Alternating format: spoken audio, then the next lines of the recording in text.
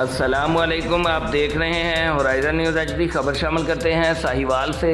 राह चलती खवातीन से पर्स छीनने वाला गिरोह के 2 अरकान पर्स छीनते हुए रंगे हाथों पकड़े गए।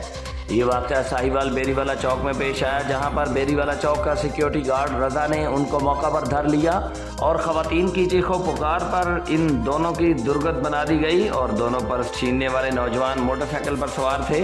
मोटरसाइकिल पर मेट्रोपॉलिटन साहिवाल का मोनोग्राम लगा हुआ था, जिस पर उनसे पूछा गया तो उसने कहा, मेरा बड़ा भाई वकास मेट्रोपॉलिटन में है। 15 कॉल करने के बाद पुलिस मौका पर पहुंच गई। दोनों मुल्ज़मान और मोटरसाइकिल को तहवील में ले लिया गया। मुल्ज़मान की शनाख्त नहीं हो सकी। Report Rauf Shahzad Jat, divisional bureau chief Sahiwal, Horizon News HD, Pakistan.